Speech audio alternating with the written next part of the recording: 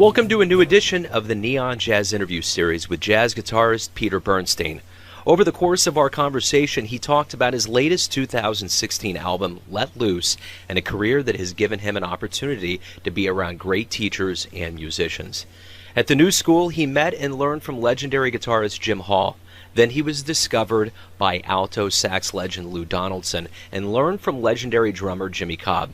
This would lead to tenures and touring with Joshua Redman's band and Diana Krall's quartet. He was born and raised in New York City, and he's been a vital part of the Manhattan scene since 1989, and he has quite a few stories. So get to know Peter and dig this interview, my friends. So I'm going to go ahead and dive right in. I know you're on the heels of your latest album, 2016's Let Loose. But give me an idea, along with this new album, what's been going on with you lately? Well, I mean, a lot of the same has been going on as before. I'm playing a lot with different groups, more and more lately with the trio with Larry Goldings and Bill Stewart. We've been doing some tours of the States. We just got back from Japan about a week ago, and that's been a nice bunch of gigs we've been doing, and made a new record back in February. So that should be coming out next year. And I'm just, playing with different groups around the city. Mike the Don's organ group, just various people freelancing with different people and teaching and trying to put things together for the future more and more with my own groups. So right on. So what was Japan like? I always hear that Japan's kind of the land of jazz worship. What was that like? Well, the audiences are very respectful, and they have CDs, and they come, and when you sign them, they're very excited and very enthusiastic and really great supporters of the music. I've been there, a bunch over the years, and it's amazing. It's another planet in a lot of ways, and it's just great to be able to go there, and people seem to really care about the music and know your records and appreciate that you've come all that way. And they come here, too, to hear music, and they really support the music, and different styles. There's kind of like, you have your kind of bebop people over there, and then you have everybody, they're really kind of into the full scope of a history, so. That's beautiful. Nice. Yeah, it is. Yeah, that is. So let's jet talk lag about... kicked my butt this time, though. I never adjusted. I've always been okay over there, but this time I was like awake every night from like 2 to 10 in the morning. It was a different life, but. Yeah, that's no good. As soon as I came back, I was fine. It's strange, but yeah. I would figure that delicious sushi would even everything out for you. Oh yeah, we had some great food, but when I wasn't sleeping or playing, I was pretty much yawning. That's how I remember the week going by. But that was great. It was a great time. Beautiful. So let's talk about this latest 2016 album, Let Loose. Talk to me a little bit about how you feel about this album and the Afterglow. Well, with every album, I just feel appreciative that I was able to, put it together and got the guys and everybody, showed up and played, and that somehow it's just like usually just a record of one day that we come together in this kind of sort of artificial place, but starting to feel more familiar, a recording studio, and just try to play the music the best we can and conjure up the feelings of maybe the energy that an audience, could give you, but it's a different experience. I like the studio, but it's always nerve-wracking, and I'm, I just kind of feel it's like a fun way to spend the afternoon. And if it's your own record, I've been able to do a few days as a leader now, it's a whole different dimension to the experience of hoping to, try to capture something. You have it in your mind. You've been thinking about what you're hoping it could be. In this case, it's just like I just had a bunch of original tunes that I wanted to record. Some of them we had played before as group. Some two we were playing for the first time. Two of them were kind of not hadn't played before. So it just, we had a good chemistry playing together at the Village Vanguard about 6 months before we did the record, and it felt good to play. So I was just hoping that we could, capture that feeling. I think it came out okay. I'm not really big on listening to records after I need to, like in terms of, for takes or to hear maybe some little edits or things, sound things. But I just prefer to remember the experience of the day of, how it went, and, it's always exciting and like a little bit disappointing. You never play as well as you want to, and, but other things happen that you don't plan for, and that's the experience of improvising in general. So you have to appreciate the process and accept the results, you know. Absolutely, without a doubt. So, did you grow up in New York City? I did, yeah. I'm one of those rare people from Manhattan. So, what was your childhood like to give you this love of music and more specifically jazz? Well, I always loved music and different kinds of music. The first kind of music I really remember really loving was like ragtime music, and along with other things, along with like the Jackson 5 and my parents listened to Beatles and stuff like that. I always loved. But I really got into when that kind of ragtime revival came in the mid-'70s with U.B. Blake and the movie The Sting and all that. Everybody was playing The Entertainer. I just loved the sound of that music, and so I wanted to take some piano lessons and got into music that way and just played piano for a while and different things and kind of got into the guitar and rock and roll and blues. And I just kind of found jazz through the guitar, through hearing about, you know, who's this guy Charlie Christian, who's Django Reinhardt and Wes Montgomery and different people, and just kind of got into the world of jazz through checking out these guitar players. Miles Davis led me to Charlie Parker, and Charlie Parker led me back to Lester Young, and then that world of Basie, and then Ellington was another world of itself. And then, you know, at the same time I'm listening to, you know, all kinds of stuff.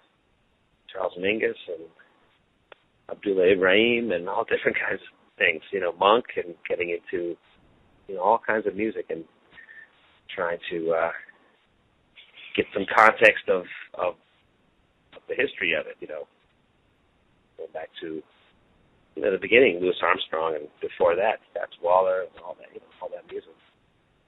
So how it all connects. I'm still kind of in that world and trying to figure that stuff out, and you know, where the guitar fits into it, and yeah, just always love music and just try to follow my ears, you know. Yeah, without a doubt. So since you were young, have you always wanted to get into music? Was that your dream growing up, or did you have other aspirations?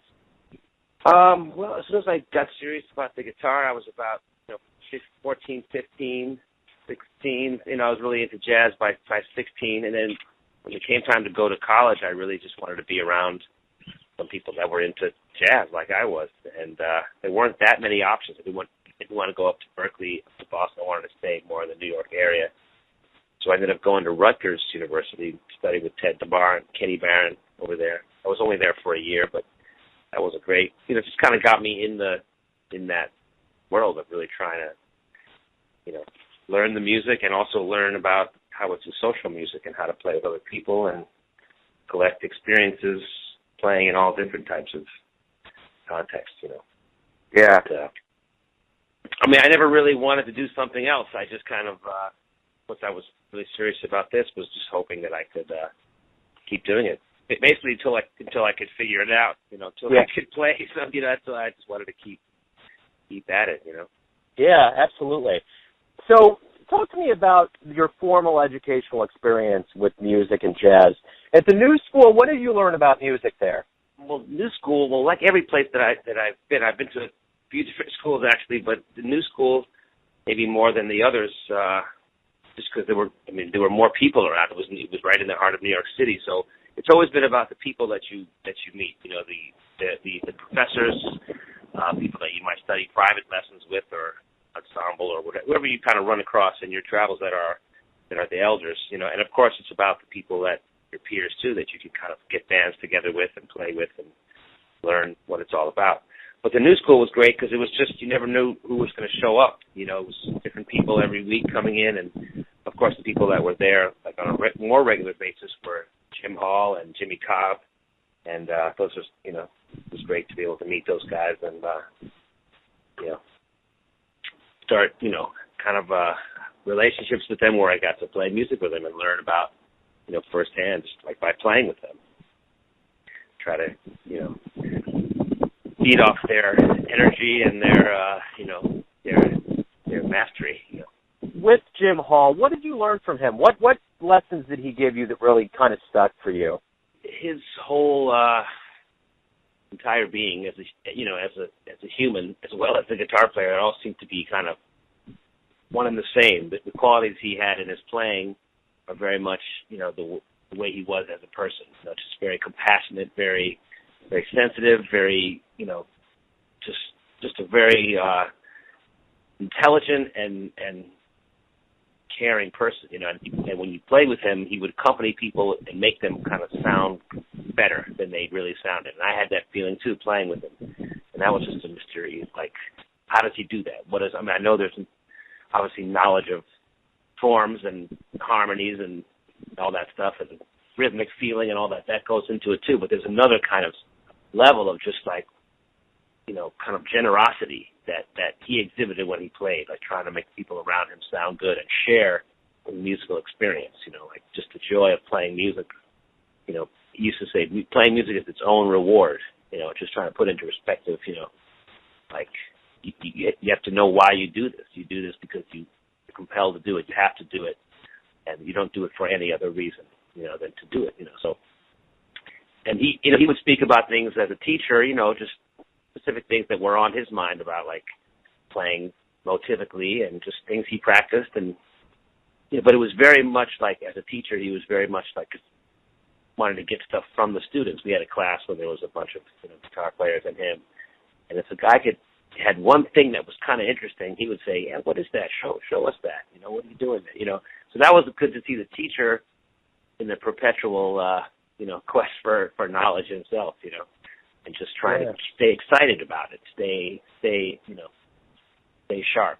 You know? And Jimmy Cobb, being around him was the same thing. He wasn't really verbal about it, but when you played with him, that's what you felt like. Okay, this is a different kind of feeling. Can you get inside what he's playing and, you know, let it take you along. You know, and he's also just a generous spirit, just to, you know, plays for you. You know.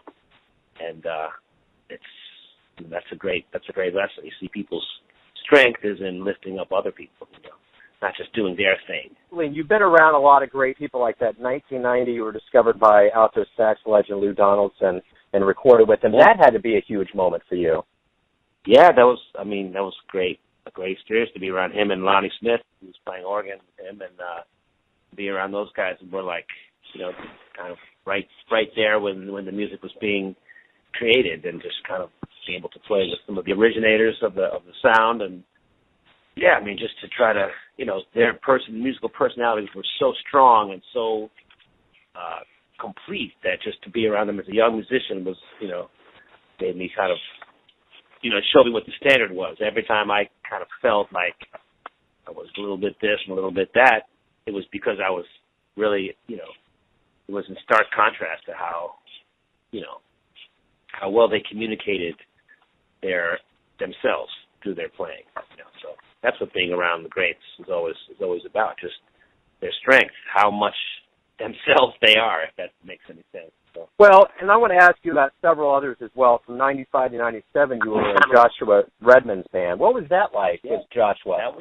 That was a lot of fun. That was really like my first real road experience. Where I played with Lou Donaldson before that, but mostly we played around New York, and we did some little tours, but they weren't long tours. With Joshua Redman, it was like the beginning of like kind of living on the bus and like being out for a month and longer, and just really being part of a band. And it was a great experience. Brian Blade was in the band, Christopher Thomas on bass, and Peter Martin. And I kind of joined them.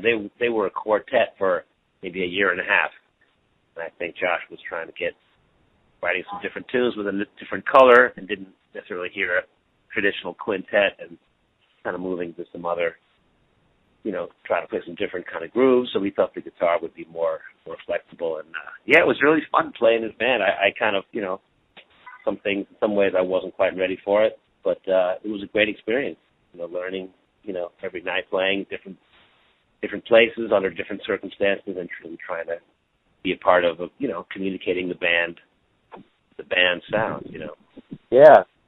Well, and then that had to get ramped up a little bit more with Diana Krall in 99 to 2001. That had to be... Yeah, that was great. That was a lot of traveling and more, you know, of course, playing more concerts. And that was more of there was some room to play, of course, but the show was kind of set every night, and things kind of happened more on cue, which was cool. It's a good challenge to try to, you know, play a show and hit your marks and be consistent and and all that. I wasn't with her that long, kind of in between records, and I mean, it was cool. It was a fun gig, and she's great, and it was fun to be around her. But I felt like I was kind of playing the arrangements that were there before me, which I was, and it's cool. It was fine. It wasn't like I felt like I was really necessarily a part of the band in the same way, playing with Joshua's band, or of course playing with Larry and Bill, or it's a different. You just find there's different kinds of social experiences, and you find the best way you can contribute each one. They're all different, each social experience is different, social setting, Sure. But it was great. It was great. I saw a lot of the world, that's for sure. So I went to Singapore and the Far East and different places in Europe, and I enjoyed it. I mean, I really felt it was fun. I thought, we got actually for it being a show of a singer, we got a lot of chances to play, and she wanted us.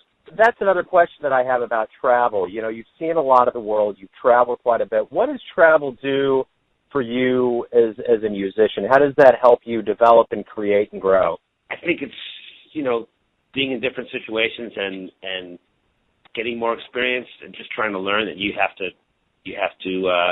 want to be as consistent as possible. I mean, improvising, if you're really in a situation where you get to really improvise, you can always do that, getting to, play solos. Even if it's 8 bars, you're still improvising, and you have this freedom to play what you want. So that's a challenge.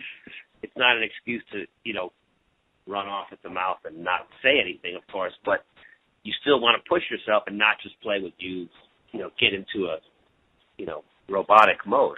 So it's the challenge is to be consistent and still stretch and still push yourself and try to practice a little bit and work on things and but realize that the most important part of the day is the gig, and that's what you have to set yourself up for and, get through it the best way you can and hopefully feel like you're growing, You are just by surviving and getting through the gig, and you're learning something, even if you learn what, how you shouldn't have handled a situation or whatever, you're still learning, and it all adds up, hopefully, just some strength, that you can turn it on and muster the energy needed to give people, what they deserve, which is your best, which is your, get to figure out what is your best. Is it playing your best licks, or is it really trying to let go of some stuff and reach for some stuff, even if you might not make everything? Like, what should people come to expect of you? Is there some kind of measure of success?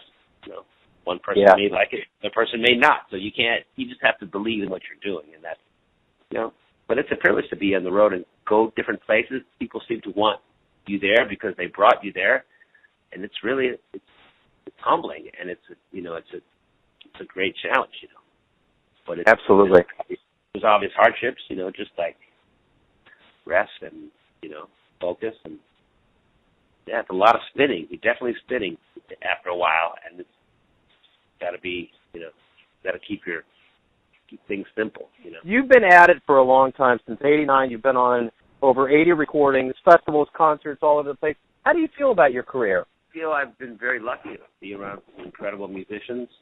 Lucky to have great experiences, and I kind of feel like I've been given a lot of lessons that I should be able to have something to say for myself now. I should be able to play, So I kind of feel like I don't want to sit around and look at what I've been able to accomplish. I just feel like they're all steps towards the continuation of getting better, of getting stronger, of really finding out what it is I have to communicate and find the way to do it. So I just feel gratitude that I've been around so much greatness and really give back everything I can, because I've been very fortunate. So let me ask you this: who would you consider your jazz heroes? I mean, so many. I mean, of course, like Charlie Parker and Lester Young and people like that, Miles Davis, Coltrane, Sonny Rollins, Thelonious Monk, Bud Powell. All these guys are my heroes. Duke Ellington, all kinds of people. Kenny Dorham. Many heroes.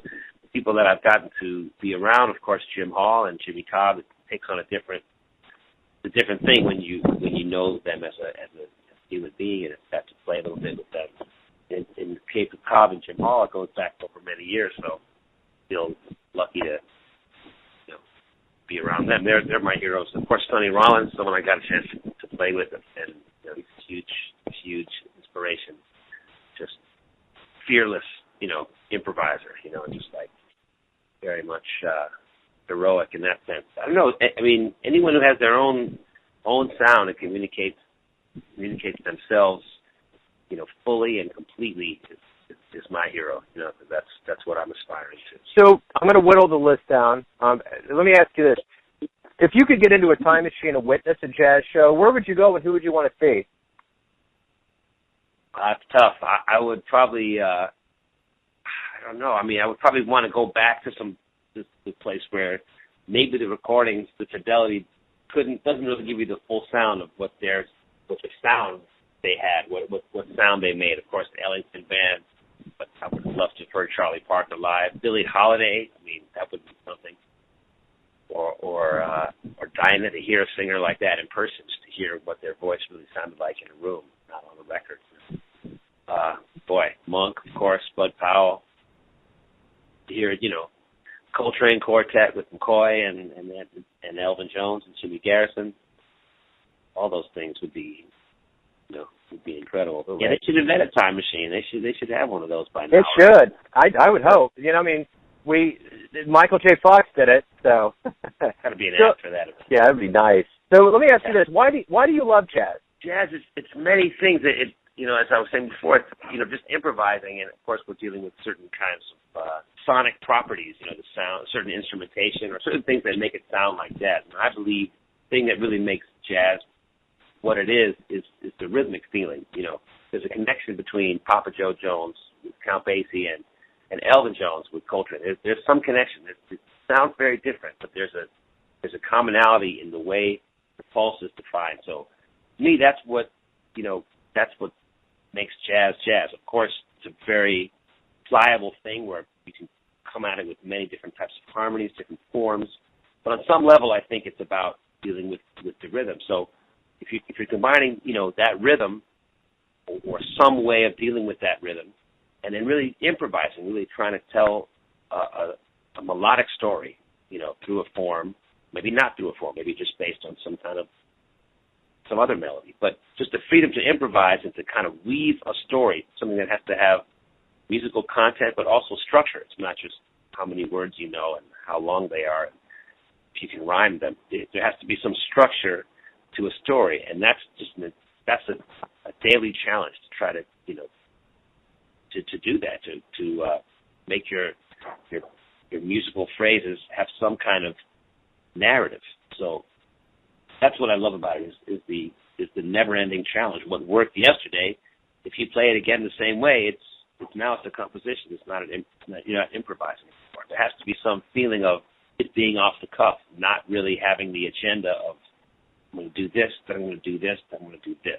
It's a different sensation. That's like I say, that's doing the show and hitting your marks and remembering your lines and being in the moment. That's great too. But really trying to improvise and trying to look for something you haven't played like that before. That's like it's a miracle of your mind working with your muscles and trying to create some sound that hasn't happened exactly that way. It's that's what you live for, those moments of like, wow, I did something that I never did that before. I'm glad I woke up today. I'm glad I was able to find that. What can I find tomorrow? How do I get myself in the musical mindset where I can find these things anywhere I decide to look under? So it's just about finding places to look, and trying to be in that mindset of creativity. So there's so much distraction from that. There's so many, and that, as it should be. I mean, there's real life. This is not real life. This is art. This is like some kind of, decorative and, aesthetic sensual pleasure we can indulge ourselves in. But, that's still a way to focus. Everything you see around you, all the chaos, all the madness, all the beauty and love too. Like, you have to find a way to make what you're playing reflect what's in your mind, the totality of your thoughts, But then music is this kind of abstract place where you can just focus on making little puzzles and stuff, And it's a great distraction from life, but it's also something that comes from your life, as it should. If it doesn't, then it's not really an artistic thing. It's not an expression of something. So you have to be in touch with yourself, and also, be in touch with the idea of what spontaneity is. And those are two hard things. And play an instrument. So it's a bit of a, it's like being in the circus. A lot going on. Let me ask you this. What's the nicest thing a fan has ever said to you? Well, to me, I just think what hits me sometimes is if someone says in a genuine way that I can recognize you. I always know when it's you. Like, I had some people say that, and that inspires me to keep, try to figure out what's me and what's really stuff I'm taking from the language, from the public domain language, or specifically from somebody I liked what they did, and so I wanted to steal it. But if someone can hear some kind of, personal imprint in what you're playing, that's inspiration to me to keep going and not go the other way and play what I know sounds good because, Wes played it or George Benson played it. Try to find your own way of putting the words together and putting the notes together. So that's encouragement that I like. If someone comes to me and say, I can tell you like Grant Green, I'll take that as a compliment too. But a better compliment is, someone says, I hear you on the radio, I know it's you. So that's what I need to work towards. Yeah, more. Right on. So let me ask you this. Everybody has a version of who you are. Your family does, your friends do, your business associates, those that are in the crowd that you play for.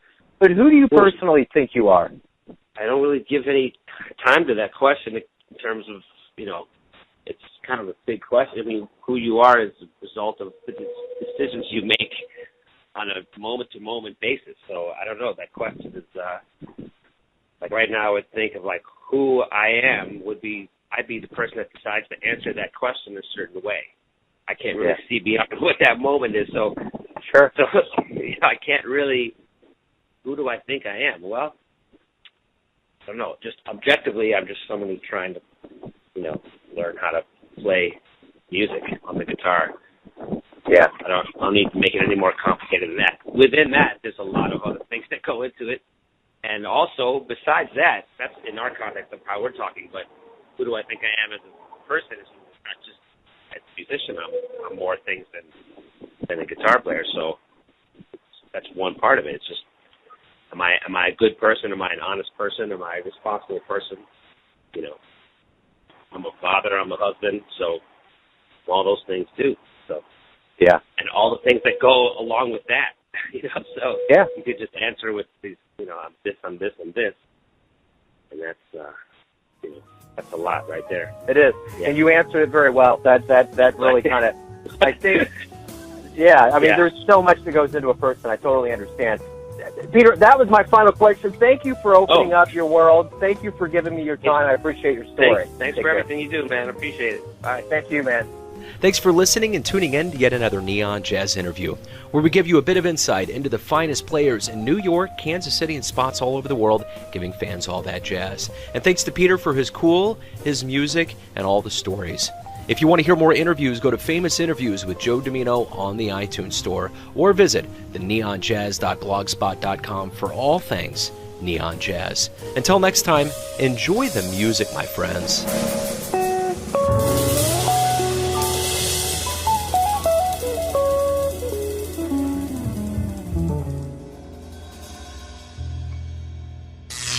Neon Jazz.